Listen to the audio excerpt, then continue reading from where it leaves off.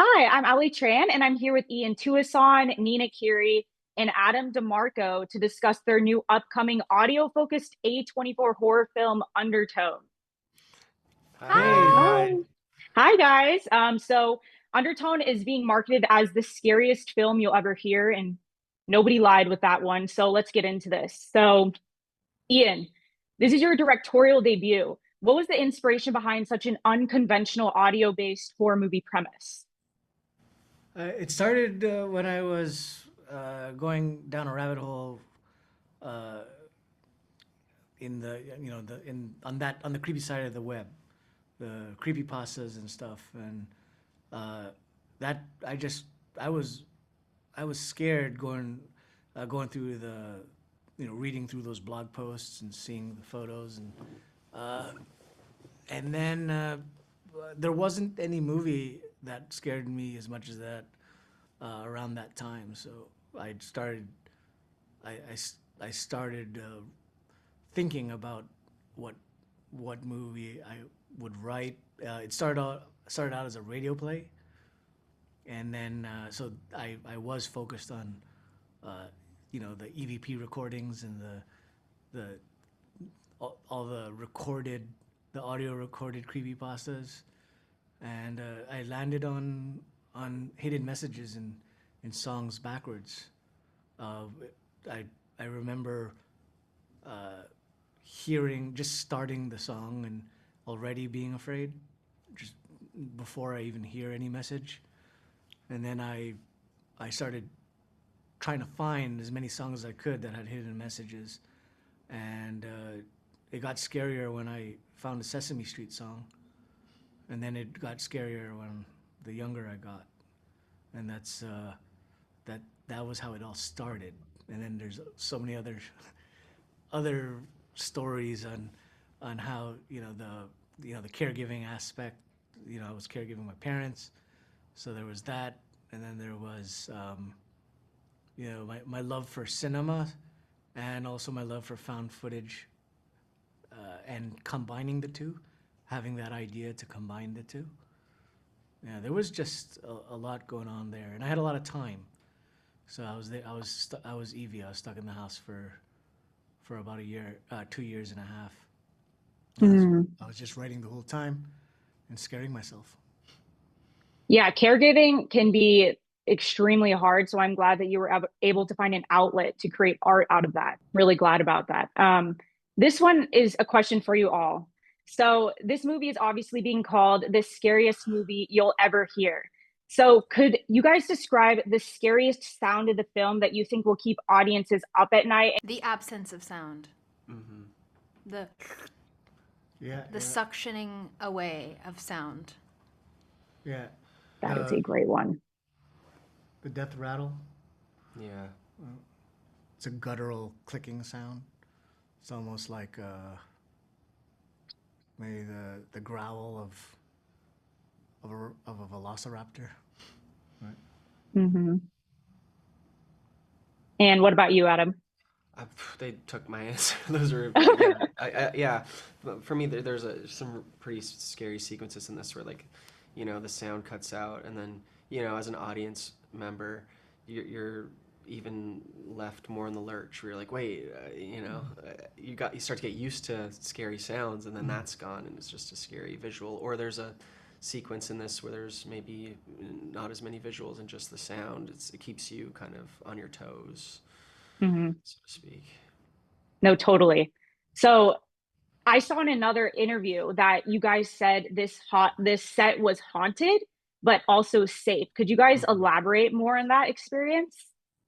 Yeah, things I wrote were happening in my house, and I'm so happy that people got to see it. Flickering lights. Yeah, flickering lights, whispers, uh, crazy coincidences, dreams from from Michelle Duquette specifically that she had described when going on set, and uh, she didn't realize that that was the same dream that Jessa was describing.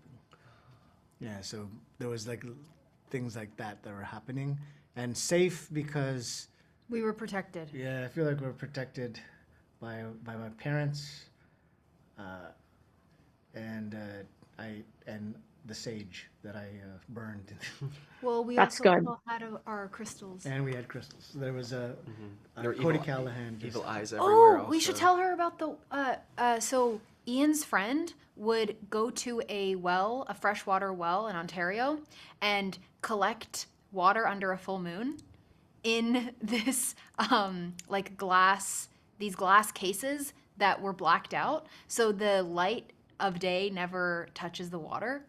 And then would pour them into these like glass water bottles that were also blacked out. So then we're like drinking moon water, which I honestly think yeah, did something. it did something because it was he Like would energized. draw it from the well on a full moon, and the tides of the ocean rise on a full moon. We're 70% water, and then there are statistics that the crime rate in a big city would go up, and skeptics would say that it's because there's more light out there, so people are out. But in a big city, there's always lights out there, so it's just one of those things that you can't really prove, but the statistics are there to suggest something. And he felt like drawing this natural well water that has no other intention but to be given away. He wasn't selling it. It was in glass, not plastic, and there was just some kind of vibration there. I have a question. Cleansing. Remember when I was like, oh, it's energized by something, but it's not energized by the moon, then what is it energized by? What did I say? I forget. I think everything that we can perceive in this reality, it only becomes it becomes meaningful when we perceive it. So it's that whole quantum Yeah. physics kind of experiment. And so I guess what I'm trying to say is that so we make the water energized Yeah. because we know all of that stuff. But at the same time, it's also the water itself Yeah. also perceiving us. Yeah. And I think that's what the eye is. It's That's like deep. every time you see the what do you call that? Evil eye. Like evil eye protection. Protection. Yeah. It's just your own eye. So you're kind of just looking at it and you're believing you're protected, and now you are protected, right? I actually, I would say if anything had superpowers, it would be the moon. So I would say that definitely protected you. I need to find out where this well is. But Elmvale. let's move on. Elmvale. Elmvale. If you Elmvale. Google it, it's considered the cleanest water in the world. Wow. Okay, I'm gonna drink that water. Um, so out of all of you, who do you think would be the one to listen to all 10 audio recordings and ignore all red flags?